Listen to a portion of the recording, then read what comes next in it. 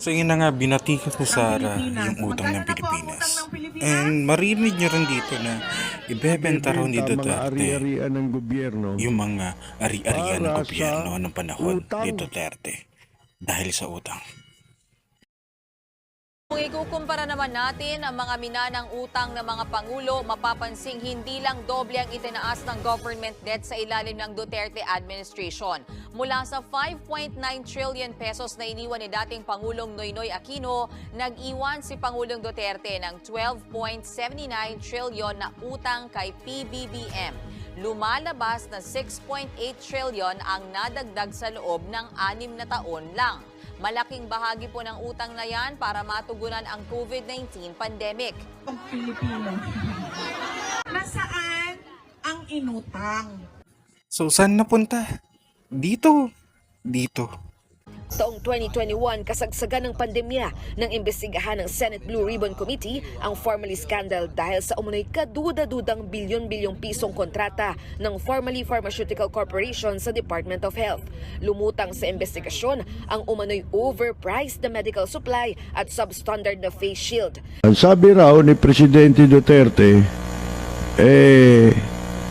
kanyang ibebenta mga ari-arian ng gobyerno para sa utang. Tika muna.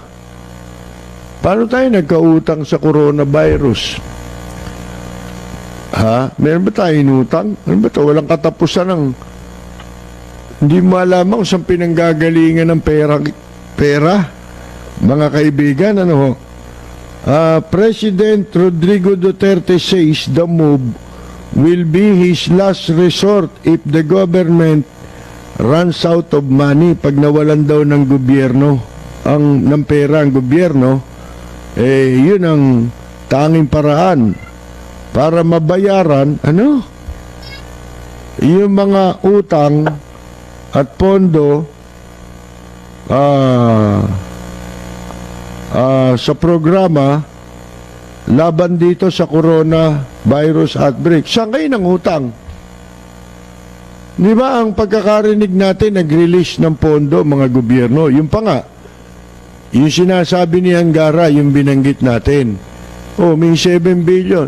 Hindi pa binabanggit dito yung, ewan natin kung totoo yun ha, more than $1 billion na donation ng Asian Development Bank sa Pilipinas o sa gobyerno. Muntikan na pala mabenta lahat ng ari-arian ng Pilipinas nung panahon ni Duterte. Muntikan na.